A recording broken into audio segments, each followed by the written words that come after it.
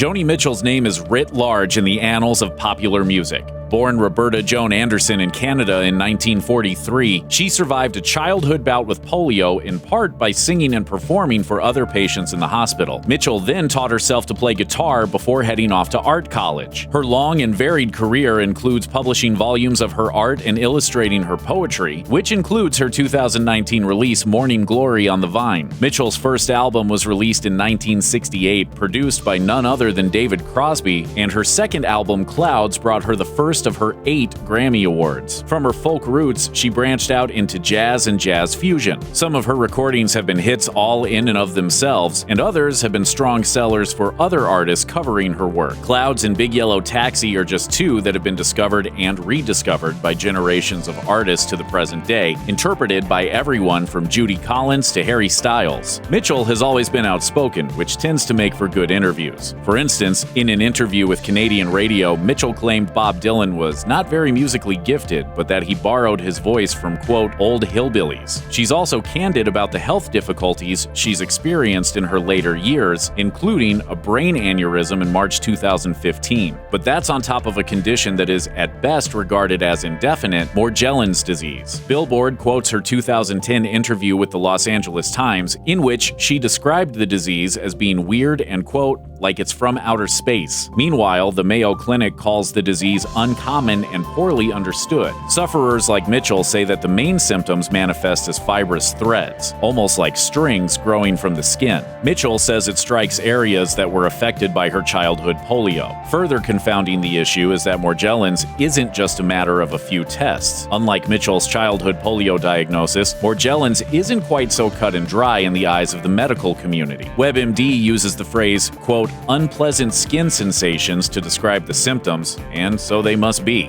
Indications of the disease include a feeling that bugs are crawling on the skin. Patients also report sensations of burning or stinging under the actual skin, along with intense itching on top of the skin. Some patients are also said to have sores on the skin that seem to suddenly and quickly appear but are slow to heal. Even when the sores finally heal, they leave behind bright red scars. There are also reports of other kinds of attacks conducted by Morgellons, including problems with short-term memory and concentration, joint pain, hair loss, problems with sleep, and even tooth loss.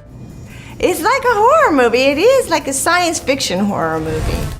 The National Center for Biotechnology Information, also known as the NCBI, subtitles its Morgellons article, quote, From Delusion to Definition. According to the NCBI, the first written record of the condition was reported back in 1674 by an English physician, Sir Thomas Brown. In his report, Brown noted, hairs which have most amused me have not been in the face or head, but on the back, and not in men, but children. Brown then went on to say that children afflicted by the disease critically break out with harsh hairs on their backs, which takes off the unquiet symptoms of the disease and delivers them from coughs and convulsions. The agency says that it was first reported in the United States in 2002. A disease with as many potential symptoms and manifestations is bound to be regarded as suspect at best, and that's the case with Morgellons disease. In its report on the disease, the NCBI writes, individuals afflicted with the disease may have crawling or stinging sensations and sometimes believe they have an insect or parasite infestation.